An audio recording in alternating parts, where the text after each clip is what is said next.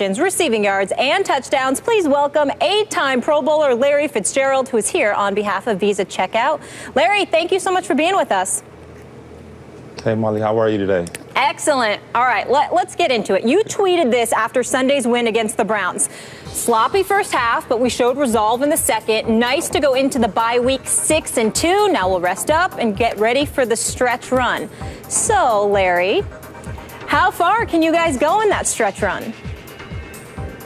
You know, hopefully we could take it all the way to the top. You know, love to get to San Francisco, but, you know, there's a lot of work to be done prior to that. You know, starting next weekend, Sunday Night Football versus Seattle Seahawks in Seattle. It's going to be a tough challenge for us, but we're up for the challenge.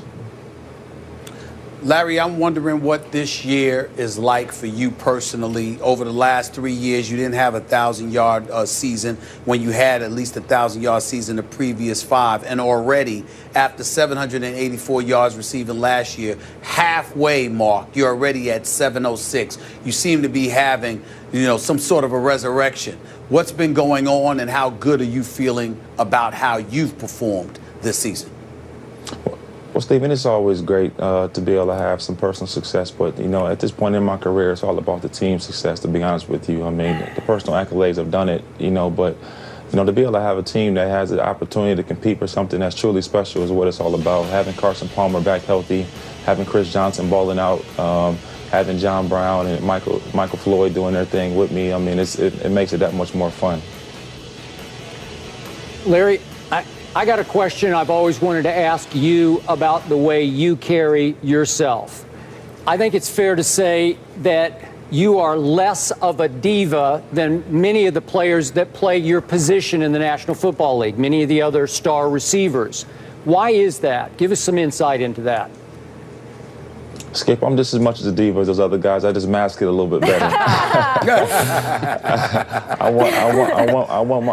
want my touches just like everybody else does, but I never put myself in front of my teammates. I think it's important that as a leader, you always show, you know, that you're willing to watch other guys have success. So when Smoke and John Brown and Chris Johnson makes long runs and other guys have success, I mean, those are my boys. I see them working every single day to have that success, and I really am happy for them. You know, but I still want to get my opportunities too, though. And I realize you have an ego like everybody else, but do you think, Larry, it had something to do with the way you were raised?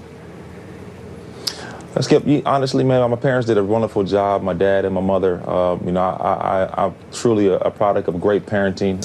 You know, they made a lot of sacrifices for myself and my brother to go to good schools, and they always provided great mentorship for me. And, you know, I definitely would tip my hat to my parents, Skip. I appreciate you acknowledging them. You got it. Absolutely. Absolutely. We can't help but acknowledge your dad, how wonderful he's been to all of us in this business. But let me get back to you. You know, just looking at, I remember, and I'll share this with Skip and Molly, the last time that I saw you in person play, I was at a game at MetLife Stadium, December 2nd, 2012. And the reason why I bring that up, Larry Fitzgerald, is because it is the most horrific experience that I've ever had as a reporter covering a football game. The quarterback was Ryan Lindley. No disrespect, but he is somebody that I felt should have been banned from ever quarterbacking again.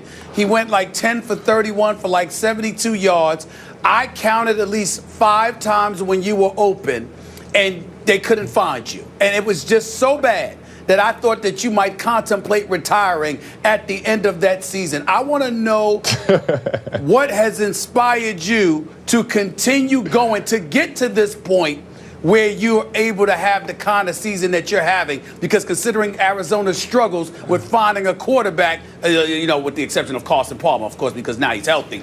I'm wondering, what did it take for you to get to this point where you stuck around this long? Because, damn it, I wanted to quit for you after that experience. Hey, Stevie, you said I wanted to retire after the season. I wanted to retire after that game. Yes. Honestly, you know, when you have a quarterback that is as talented as Carson, you know, he means as much to us as Tom Brady means to the New England Patriots, as much as Cam Newton means to the Carolina Panthers, as much as Aaron Rodgers means to the Green Bay Packers. That's what Carson Palmer means to us. And as far as Carson takes us, as far as we're going to go, we understand that. We know that we have to keep him healthy and protect him and make our plays for him. And he's gonna makes everybody successful because he's just that talented. And we understand that. We know that we have to play good football down the stretch. But in terms of my mentality, you know, you never can have that defeatist mentality. No matter if it's good, bad, or indifferent, you understand that you have an ability. You have to believe in your ability on the good days and the bad days. That's what confidence is all about. So why, in your eyes, as his favorite receiver, is Carson Palmer so good? Explain to us, give us insight into what makes him as good as you believe he is. Well, Skip, most guys, when they get injured after the season, they go on IR. You don't really see them too much. They go rehab in San Diego or Dallas or Miami or whatever they go rehab. Carson Palmer rehabbed in Arizona at our facility every single day. So when we were going through our game plan, Carson was there. When we were watching tape, Carson was there. He was involved in every single day-to-day operation. Only thing he did not do was go out into the practice field. But from a mental standpoint, he was with us. And I think that really helped, him in terms of really understanding what Coach Arians was expecting of him. And it really just made everybody just love him that much more because he didn't have to be there. He didn't have to be watching tape and doing the things he was doing, but he was dedicated to us and wanted the best for us, even though he couldn't be on the field with us. So when we got back together in the offseason, everybody was on the same page. Larry, I want to transition real quick to a defense that's ranked 5th against the pass. It's a top 10 defense. We've heard the names, Calais Campbell, Patrick Peterson and the crew, Powers and others. But I got to give some love to Tyrann Mathieu, the Honey Badger, because I got to tell you, he's second on the team in tackles. We all know about his checkered pass at LSU. There seems to have been I don't know what to call it, but boy, does this kid deserve a lot of credit. He's always around the football. We knew that coming out of LSU. He can really play the game, but it seems to me like he's really grown up, to piggyback off of Skip, on the field as well as off the field. I want you to talk about him for a quick second and talk about the impact yourself, Bruce Arians, the whole Cardinals organization has had, because I think this kid is really special and we need to take a moment to give him some love. Well, Stephen, I think a lot of times this happens is when people evaluate guys, they say, oh, he did this, he made a mistake. How many people do you know that have never made a mistake before? There's nobody out there. Tyrann's one of the most special individuals you'll ever be around. His dedication and attitude is infectious among our locker room. He's a young guy, but he is definitely one of our true leaders in our team. We love his passion. We love his energy. We love his charisma, everything he brings to this ball club. He leaves it out on the field every single day. And, having him be a part of our team only makes us that more special because he's so dynamic. He can play corner, he can play nickel, he can play safety. He's one of our best blitzers, one of our best open field tacklers. He's so talented in what he can do for our ball club, and everybody recognizes that in his ability, and we're going to go far because of his ability. It's good to see him doing it not just in college, but at the NFL as well. Larry, thank you so much for the time on your bye week. Congrats on your personal success, the team success, and good luck down the stretch. We'll be watching.